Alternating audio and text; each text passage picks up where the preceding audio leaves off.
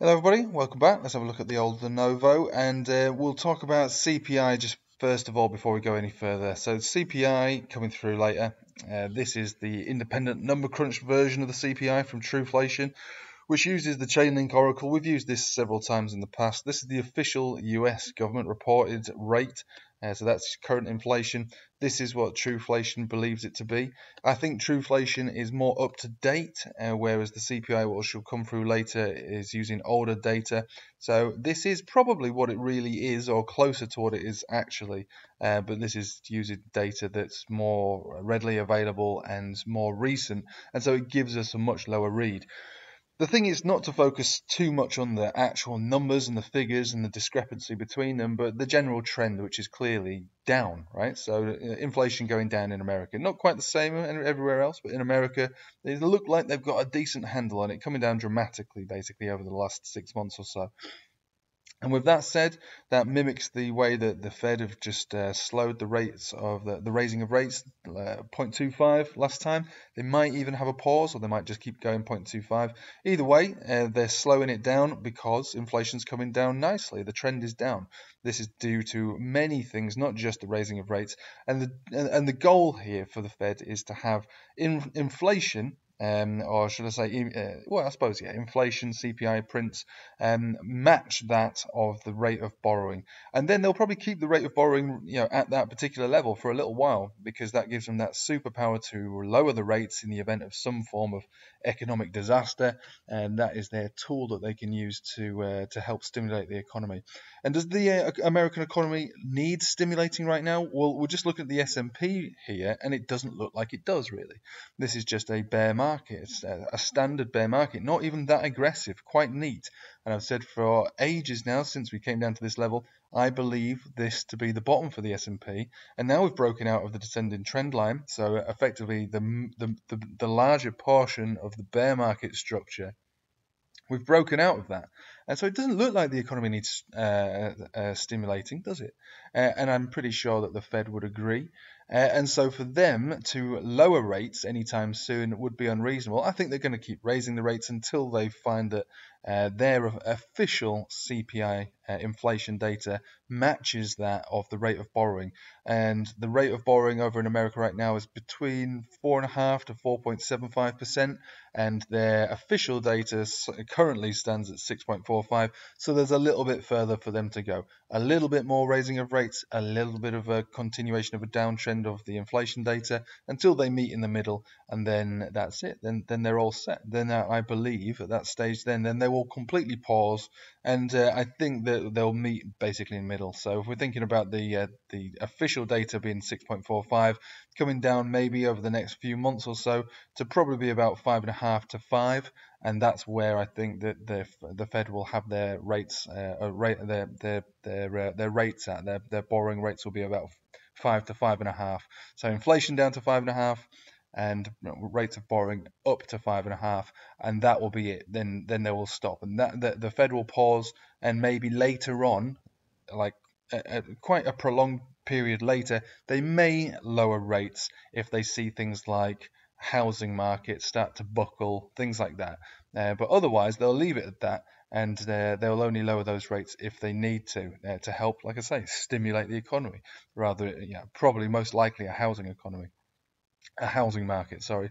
So let's have a quick think about some other things that have happened. So this is Bitcoin. We're in a very tight range. 200 exponential being 21,700, and the Bollinger Band Center on the 4-hourly as well being around 21,565-ish area. This is the smallest range you've ever seen. Tiny for Bitcoin. This is the range that's being battled out at the moment. And we're looking for this range to break one way or another. Obviously, most likely going to have a reasonable continuation up or down, depending on this range area breaking. And again, wicks don't count, closures count for more. Breaking below this 200 exponential, we'll probably revisit these previous lows, 21,005, maybe even a little lower. Breaking above, probably I'd say 21,800, we'll probably have continuation up. And again, the CPI coming through is going to have some major impact on all markets. It's probably going to be a bit of a show, to be fair. Massive ups, massive downs. So up, down, all over the place like a heartbeat monitor. Not the greatest place to be trading derivatives, futures, or anything like that. Probably best to just sit back and watch the whole thing play out, and then when the dust settles, see if we can pick out some trades. Speaking of that, we've got the Patreon live stream that's going to take place tomorrow because I'm still away today. This is why I'm using this crummy old laptop to make this video. So I'll be back tomorrow. I'll be doing the stream tomorrow night. So if you want to join the Patreon, feel free to do that. Last Patreon, we more or less diagnosed this situation. And I think that there's going to be some decent moves regardless of CPI on commodities. So we've been looking at natural gas, and silver had really good setups. So we look at whatever it is that you guys want me to look at. But if you want to join, there's links in the description below. You can find me there, and we'll be doing a live stream tomorrow. So that's enough said about Bitcoin. Just another little tidbit about what's been going on in the markets. CRV, which is one of the coins that we highlighted on the Patreon live stream last Friday. Was it Friday? Tuesday? Friday? Yeah, it was Friday. There's one of the better setups for altcoins, and it was. I mean, shortly after that stream, we rallied up a decent amount, all the way up to $1.25. A massive rally on that one just after the video, as expected. But it couldn't take any more, and this was always the issue. If Bitcoin gets rejected at 23,300 and pulls back from there, the markets will pull back as well, because basically most things will follow Bitcoin. It is one market, one general market, and it can't. Altcoins, for the vast majority of altcoins, they're almost completely unable to move on their own if Bitcoin has a decent pullback, which it did. And the pullback was fine. It was perfectly fine, but it was knocked down the stairs even more aggressively by this FUD. So crypto firm Paxos faces SEC lawsuit over Binance USD coin. So that's your BUSD. SEC decided that they'd want to sue them because they think that BUSD is a security, which sounds stupid when you say it out loud, because I don't see how a stablecoin really could be a security. But if that's what they say, then that's what it seems ridiculous to me. It just seems like SEC are just doing another stupid thing. Instead of trying to help and look after the retailers, they just continuously, over and over and over again, hurt the retailers. It seems like pure stupid FUD and completely unnecessary lawsuit, and doomed to failure from the SEC's perspective. I honestly, no words for this, just the stupidity of what I think that this is. But it's real, it's happening. And it brought the market down. But interestingly enough, there's certain coins did rise out of that. One of them being CRV, which is a coin which is due to release or planning to release a decentralized stable coin.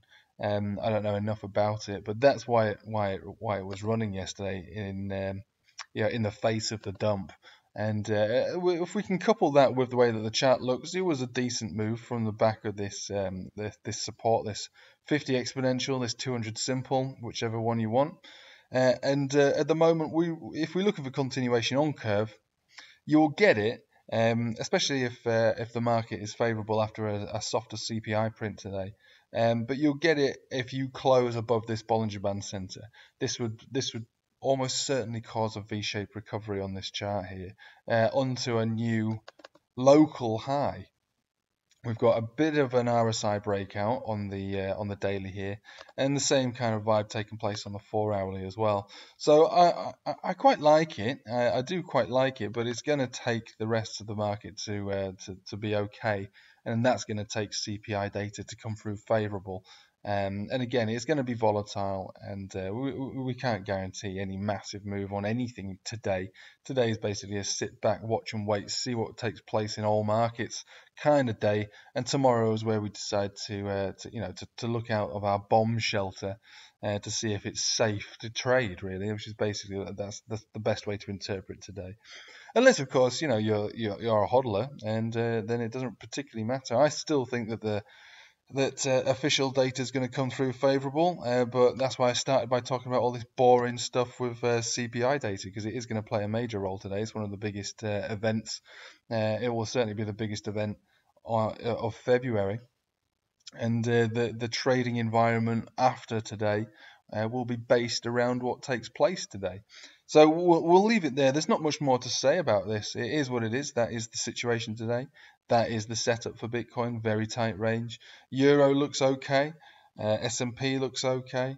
Bitcoin not particularly amazing. It's basically doing a nothing kind of move, but will move with all other markets if they decide to move off the back of today's data. And the ones, like I say, that are in traditional markets, the things I'm most interested in is the silver and natural gas setups, which I've spoken about on the stream. So there's no point in me talking about that now. I don't want to bore you all to death with these. Plus, I don't have the exact TA all set up on my laptop, so it would just be a bit confusing for you all. Anyway, I hope you have a nice day.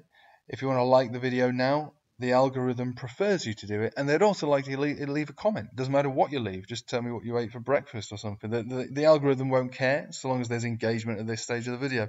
Anyway, I hope you have a nice day, and take it easy.